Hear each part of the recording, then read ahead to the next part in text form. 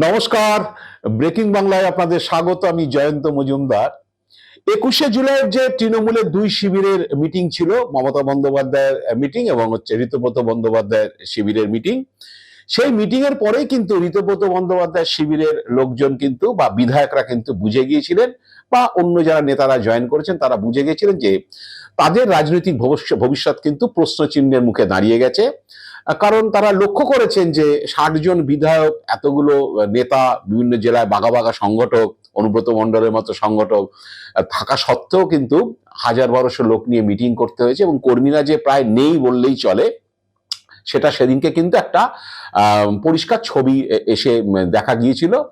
এবং মমতা বন্দ্যোপাধ্যায় এত ভাঙাচোরা অবস্থা দল, 60 জন বিধায়ক বেরিয়ে গিয়েছেন, 20 জন লোকসভা সাংসদ বেরিয়ে গেছেন, 3-4 জন রাজ্যসভার সাংসদ চলে গিয়েছেন, বিভিন্ন জেলায় বিভিন্ন যারা এমএলএরা হেরে গেছেন, অনেকে এমএলএ প্রার্থী ছিলেন, তারা সমস্ত ঋতব্রত বন্দ্যোপাধ্যায় শিবিরে যোগদান করছেন। তো এরকম একটা ছন্নছাড়া অবস্থাতে মমতা বন্দ্যোপাধ্যায় কল দেওয়াতে যে লোকজন এসছিলেন এবং তাদের মধ্যে যে স্বতঃস্ফূর্ততা দেখা গিয়েছিল, তাতে কিন্তু ঋতব্রত বন্দ্যোপাধ্যায় শিবিরের বিধায়করা কিন্তু বুঝতে পারছিলেন যে তাদের ভবিষ্যৎ ভালো নয়। এরপরে আস্তে আস্তে আস্তে আস্তে যেটা দেখা যাচ্ছে যে ঋতব্রত বন্দ্যোপাধ্যায় শিবিরের অনেক বিধায়ক কিন্তু ক্রমশ মুছড়ে পড়ছেন এবং তাদের ক্ষোভটা কিন্তু এখন ঋতব্রতর বিরুদ্ধে চলে যাচ্ছে। এবং সেই ক্ষোভের বেশ কিছু ঘটনা সম্প্রতি ঘটেছে, সেগুলো নিয়ে আজকের আমি প্রতিবেদন করব বা আপনাদের ডিটেলে বলবো। এবং 7 মাতব্বর, মানে ঋতব্রত শিবিরের 7 মাতব্বর ছাড়া বাকিরা কিন্তু যে একটা স্কুলিং এর অপেক্ষায় রয়েছেন, এরকম একটা সিচুয়েশন কিন্তু রয়েছে। কিন্তু উপর থেকে ব্যাপারটা বোঝা যাচ্ছে না। তো আমি আপনাদের কাছে বিস্তারিত বলছি। তার আগে দর্শক বন্ধুদের কাছে জানিয়ে রাখি, যারা আমার চ্যানেলটিকে এখনো সাবস্ক্রাইব করেননি, তারা যদি সাবস্ক্রাইব করেন তাহলে আমি একটু উৎসাহিত হব। আর ভিডিও ভালো লাগলে বন্ধু বান্ধবদের কাছে শেয়ার করুন। তো বলছি যে 21শে জুলাইয়ের পর থেকে যে এটা কিন্তু পট পরিবর্তন হচ্ছে ঋতব্রত শিবিরে, ক্রমশ কিন্তু ক্ষোভ বিক্ষোভ সঞ্চার হচ্ছে কিন্তু মানে ঋতব্রত শিবিরের বিধায়করা, এবং অনেকেই ফুটছেন ক্ষোভে। কারণ আপনারা জানেন যে যারা বিধানসভা ভোটের পরে কয়েকদিনের মধ্যেই মমতা বন্দ্যোপাধ্যায়ের হাত ছেড়ে তারা ঋতব্রত শিবিরে যোগদান করেন, অভিষেকের বিরুদ্ধে বিষোদ্গার করা শুরু করেন।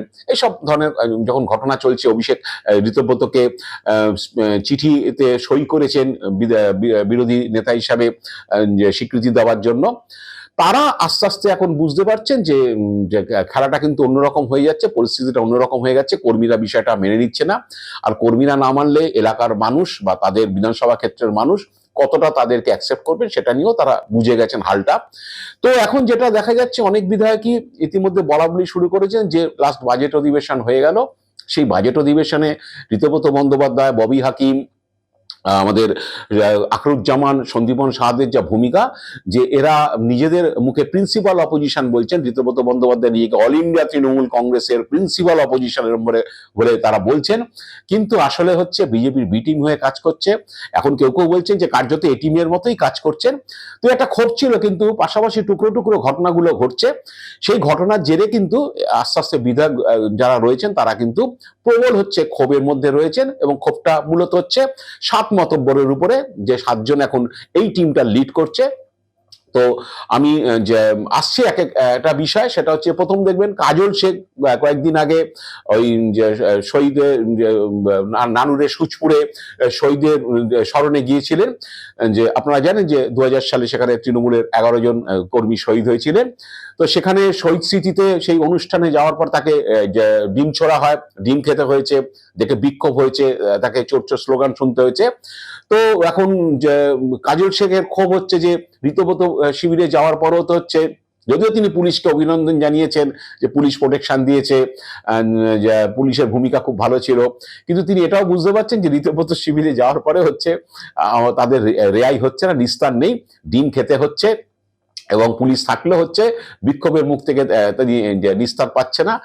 শোনা যাচ্ছে যে বীরভূমের যে 5 জন বিধায়ক জিতেছেন, যারা টোটাল 5 জনের টিমই ঋতব্রতদের সঙ্গে ছিলেন, তারা কিন্তু এখন ঋতব্রতর উপর ক্ষুব্ধ যে সবাই প্রোটেকশন চায়, বাংলা কথা, সবাই প্রোটেকশন চায়, যে পুলিশের ভয় পুলিশের কেসের ভয়, ইডি সিবিআইয়ের ভয় ভাই তোমার শিবিরে গিয়েছি, এখন তুমি যদি প্রোটেকশন দিতে না পারো তাহলে আমরা কি করব, আর আমাদের থেকেই বা লাভ কি আছে। বিধায়ক হয়েছে, সার্টিফিকেট পেয়েছে, শপথ নিয়েছে, যে বিধানসভায় হাজির হলে স্যালারি পেয়ে যাবে, সব ঠিক আছে। কিন্তু অনেকেই তো বাড়িতে থাকতে পারছেন না, বাড়িতে ঢুকলে গৃহবন্দী হয়ে থাকছেন, যে এলাকায় বেরোচ্ছেন না, কর্মীদের সঙ্গে দেখা করছেন না, বিজেপির লোকরা যদি বিক্ষোভ দেখায় টিম টিম মারে, তো এইসব ঘটনা চলছে আছে, কিন্তু যে বিদ্রোহী শিবিরে আছেন। তো এবার এখন কাজল শেখরা কিন্তু প্রচন্ড, কাজল শেখ এবং তারা যে 5 জন রয়েছেন, যেটা শোনা যাচ্ছে যে তারা কিন্তু এখন কিন্তু ঋতুব্রতর উপর খুব চটে রয়েছে যে কেন আমরা প্রোটেকশন পাচ্ছি না। এবং কাজল শেখ বাইরে বেরিয়ে, এতদিন তিনি বেরোচ্ছিলেন না, কিন্তু বাইরে বেরিয়ে তিনি যখন ডিম খেয়েছেন, অন্যরাও ভয়ে রয়েছেন যে তারা বেরোলো তাদেরও একই ট্রিটমেন্ট হবে, বিজেপির লোকরা ছাড়বে না, বা তৃণমূলের লোকরা হচ্ছে মানে মমতাপন্থী যারা, তারা বিক্ষোভ দেখাবেন, যেরকম একটা অবস্থা রয়েছে। এবার আমি যে হাওড়ার যে এক বিধায়কের যে সঙ্গে কথা বললাম, তার বক্তব্য হচ্ছে যে তার বিরুদ্ধে তো 8খানা মামলা, মানে তার দাবি যে তিনি অনেক কষ্টে জয়টা ছিনিয়ে এনেছেন, কারণ হচ্ছে তিনি কাউন্টিং হলের বাইরে বেরিয়েছিলেন একবার কর্মীদের জানান দিতে যে তিনি এগিয়ে আছেন অনেকটাই, তো ঢোকার সময় তাকে প্রবল বাধা সৃষ্টি করা হয়, এবং হচ্ছে যে সেন্ট্রাল ফোর্সের কিছু লোকজন প্রার্থী দেখে তাকে ভিতরে ঢুকতে দিয়েছেন, এবং তার দাবি যে তিনি আর ভিতরে ঢুকতে না পারলে তার সার্টিফিকেট ছিনতাই হয়ে যেত, কারণ ভিতরে ঢুকতে দেখছেন যে রিটার্নিং অফিসারের টেবিল হচ্ছে, পুরো বিজেপির এজেন্টরা ঘিরে দাঁড়িয়ে আছেন, এবং দুটো সার্টিফিকেটই লেখা হয়েছে, মানে লেখা মতো পরিস্থিতি, তিনি ঢুকতে না পারলে হয়তো বিজেপি সার্টিফিকেটটা নিয়ে চলে যেত। তা বলেছেন যে অনেক লড়াই টড়াই করে তিনি জিতেছেন, তার বিরুদ্ধে 8খানা মামলা হয়েছে। তার খবর হচ্ছে যে একটা তৃণমূল কর্মীকে মারধরের ঘটনায় তার নামে হচ্ছে যে কেস হয়ে গেছে। এবার তার বক্তব্য যে ঋতব্রত বন্দ্যোপাধ্যায় যদি আমাদের প্রোটেকশন দিতে না পারেন, তাহলে তার শিবিরে থেকে লাভ কি? মমতা বন্দ্যোপাধ্যায়ের সঙ্গে থাকলে হচ্ছে কেস খেতে হবে, এই ভয় ছিল তার, সেই জন্য হাত ছেড়ে সবাই ঋতব্রত শিবিরে গেছে, যাতে ঋতব্রত বন্দ্যোপাধ্যায় প্রোটেকশন দিতে পারেন। কারণ তৃণমূল যেটা অভিযোগ করছে যে ইডি সিবিআই পুলিশের ভয় থেকে ঋতব্রত কাছে গেছে, ঋতব্রত মানে তৃণমূল বিধায়ক কুণাল ঘোষ যেটা বলছেন, তো আমার কথা নয়, এবং তিনি শুভেন্দু অধিকারীকে দিয়ে এই এমএলএদের প্রোটেকশন দেবেন, বিধানসভায় বিজেপির বি টিম হিসাবে কাজ করবেন, সেই জন্যই হচ্ছে তারা গেছে। এখন যদি প্রোটেকশন না দিতে পারে, তিনি প্রবল ক্ষোভ প্রকাশ করলেন। যাই হোক, এখন এরকম হচ্ছে দক্ষিণ 24 পরগনার এক দাপুটে নেতা, তিনি হচ্ছেন যে তার খবর হচ্ছে যে তার এলাকাতে একটা যাত্রী প্রতীক্ষালয়, সেটাকে বিজেপি দখল নিয়ে নিয়েছে, তাই কোর্ট টোট করেছেন, কোর্ট করার পর কোর্ট অর্ডার দিয়েছে না সেটা আবার হচ্ছে যাত্রী প্রতীক্ষালয় করে দিতে হবে, কিন্তু সেটা পুলিশ কোনো গ্রাহ্য করছে না, সেটাকে আবার ফিরিয়ে দেওয়ার, মানে যাত্রী প্রতীক্ষালয় যাতে হয়, বিজেপির পার্টি অফিসটা যাতে না হয়, সেটা তাদের উচ্ছেদ টুচ্ছেদ করে দিয়ে, সেভাবে পুলিশ কোনো অ্যাকশন নিচ্ছে না। তিনি নাকি ঋতব্রতকে বিষয়টা জানিয়েছেন, কিন্তু কোনো কাজ হচ্ছে না, প্রশাসনিক ব্যাপারে ঋতব্রত কিছু করতে পারছে না। তার বক্তব্য যে শিবিরে গিয়ে লাভ কি হলো? তো এরকম হচ্ছে মানে টুকরো টুকরো টুকরো টুকরো ঘটনা, সব তাতে বিধায়করা খেপছেন। এবং হচ্ছে একটা ক্লাস বিধায়ক তারা বলছেন যে বাজেট অধিবেশনে যা মহিমা দেখলেন বিভিন্ন নেতাদের, ঋতব্রত বন্দ্যোপাধ্যায়, ববি হাকিম, এরা সব, আখরুজ্জামান, যেভাবে সরকারের পক্ষে দাঁড়িয়ে কথা টথা বলছেন, বা ওদের যেটা সাত মাতব্বর, ঋতব্রত বন্দ্যোপাধ্যায়, সঞ্জীবন সাহা, ববি হাকিম, জাভেদ খান, অরূপ রায়, হচ্ছে গোলাম রব্বানী এবং আখরুজ্জামান, তাদের ভূমিকাতে তারা অসন্তুষ্ট, যে এরা কি সত্যি সত্যি বিধানসভায় বিজেপি বিরোধিতা করবে, যে নাকি হচ্ছে বিজেপির বি টিম হয়ে কাজ করবে। তো তারা যে সে কারণে অনেকেই ক্ষুব্ধ, অনেক সংখ্যালঘু বিধায়ক রয়েছেন তারা ক্ষুব্ধ, যদিও হচ্ছে পুলিশের ভয়ে, অ্যারেস্ট হওয়ার ভয়ে তো ঋতব্রত শিবিরে ঢুকেছিলেন। তো শেষ যেটা হচ্ছে শুক্রবারের যে ঘটনা, যে আপনারা জানেন যে বর্ধমান থেকে যে রাজ্য পুলিশের এসটিএফ এক হচ্ছে হামিম মন্ডল নামে আইএসআই এর সঙ্গে, পাকিস্তানের গুপ্তচর সংস্থা আইএসআই এর সঙ্গে যুক্ত থাকার অভিযোগে তাকে গ্রেপ্তার করেছে, যে এবং হচ্ছে পুলিশের দাবি যে সে আইএসআই মদতপুষ্ট সাজ্জাদ ভাট্টির সঙ্গে যোগাযোগ রাখছিল, ইনস্টাগ্রামে নাকি কোন একটি গ্রুপে তার নিয়মিত সে তথ্য আদান প্রদান করছিল। তো এরকম ধরা টরার পরে হচ্ছে পুলিশের দাবি যে ওই যে হামিম মন্ডল নিউ টাউনে যাতায়াত করছিল, এবং তিনি নাকি মুখ্যমন্ত্রীর গতিবিধির উপর নজরদারির চেষ্টা করছিল, মানে মুখ্যমন্ত্রীকে হত্যা টত্যা করা, এসব যেসব হয় না, যে এসব হত্যা চক্রান্ত, এসবে নাকি সে যুক্ত ছিল। তো এই বলে পুলিশ তো গ্রেপ্তার করেছে, সংবাদ মাধ্যমে খবর হয়েছে। তারপরে যে ঋতব্রত বন্দ্যোপাধ্যায় সেখানে যে স্টেটমেন্ট দিয়েছেন এই বিষয়টা নিয়ে, তাতে অনেকেরই হচ্ছে বিধায়কদের বক্তব্য যে উনি কি বিজেপির মুখপাত্র হয়ে গেলেন, মানে যে বিজেপি যে অফিসিয়াল যে মুখপাত্র রয়েছেন তার জায়গায় কি উনি বসে গেলেন, মানে যে সমস্ত কথাবার্তা ঋতব্রত বলেছেন এই নিয়ে হচ্ছে তারা কটাকটাটক করেছে বিরোধী শিবিরের মধ্যে। আসলে বিষয়টা এখন যেটা দেখা যাচ্ছে যে অনেকেই বলছেন যে যে ক্ষোভ রয়েছে। আমি যেটা বলছি যে 60 জন বিধায়ক, তার মধ্যে 7 মাতব্বর, তারা কেউ কেউ বিধায়ক এমন বলছেন যে মমতা বন্দ্যোপাধ্যায়কে যেমন ঘিরে রাখতেন কিছু লোক, সেমনি হচ্ছে ঋতব্রত বন্দ্যোপাধ্যায়কে এরকম আরো 5-6 জন, এই সন্দীপন সাহা, ববি হাকিমরা, এরা সব ঘিরে রেখে দিয়েছেন, তার ধারে কাছে যাওয়া যাচ্ছে না, এই ধরনের ক্ষোভ তাদের মধ্যে প্রকাশ পাচ্ছে।